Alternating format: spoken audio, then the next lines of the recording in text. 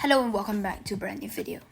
And today we're going to be talking about the forgotten brilliance of Mesut Ozil, the Werder Bremen, Real Madrid and Arsenal midfielder who has been greatly sometimes disrespected and hated by this generation. And the main reason why I made this video is kind of to educate the people who have not watched him in his prime before. If you started watching football after 2019, you'd think maybe KDB is better than this old Mesut Ozil, but no, Mesut Ozil is clear of KDB, no matter what you say, at least in the prime. Look, okay, you might argue that KDB stats might be a little bit better than Ozil's, but the technique and the way Ozil plays, as well as his vision, he's just better than KDB. And this kind of stuff, you can't get it from stats. You have to watch both of them play, and you can see that Ozil's vision is so good. While maybe he did have a bit of a shorter prime than KDB, but he was still nonetheless an excellent player.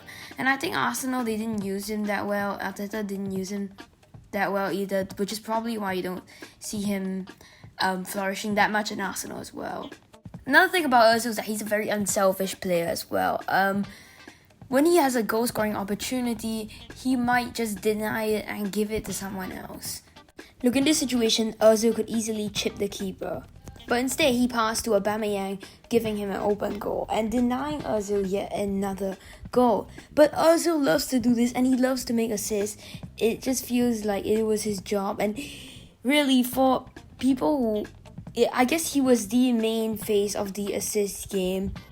No one else came really close, to be honest. And I don't know, I feel like De Bruyne is more of just a consistent player, but he doesn't have the vision of Ozil. Like, Ozil's vision is sublime and it is insane. At Schalke, he had 5 assists in 39 games, but he was just starting out then. In Werder Bremen is where it really kicked off. 54 assists in 108 games. That is like 1 assist per 2 games, and that is insane. That is insane numbers. Honestly, it's a lot harder to get assists consistently than get goals consistently, because it's a lot harder to do assists and you need a lot more work. In Real Madrid, he got 80 assists in 159 games, and he also got 27 goals to add on to that. And I think Real Madrid really do regret selling him. He was in the form of his life in Real Madrid, but they sold him to make way for players such as Kaká and I think Kaká and maybe Robin, if I'm not wrong, I'm not sure. But basically, he was sold to make way for what they thought were newer and better players. But in reality, they really should have kept him. And I think that was where he was really playing at his best. At Arsenal, he was beginning to look a little bit worse. His first few seasons in Arsenal were pretty good.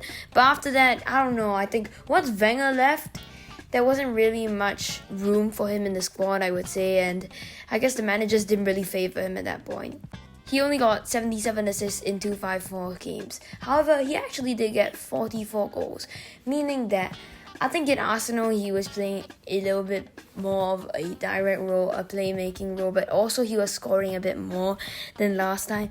And I don't think that's a bad thing either. I think he's just a really good playmaker and midfielder in general. So I think he was an excellent player in general, and a lot of people do say he's overrated, which to me makes 0 sense. Sure, maybe the stats do seem a little bit like he didn't do that well, but honestly, to get that many assists in such few games is mad in general. It's so much harder to get assists than goals, to be honest, because you have to make that final pass to someone else, and you can't really judge a playmaker by their assists, because it's also a lot about luck for assists, because you might pass to someone else who passes someone else who passes someone else before they score, so it's like a pre-assist. But for like these kind of playmaker midfielders, you really have to watch their game and how they play. I think that's the best way of judging them, and I think that's why Ozil is one of the best playmakers we have seen in this game and in the Premier League as well, and one of the best assist givers of all time. So if you did enjoy this video, then do smash a like on the video, subscribe if you are new. We're trying to hit 1K by the end of April, so I really appreciate it if you do subscribe.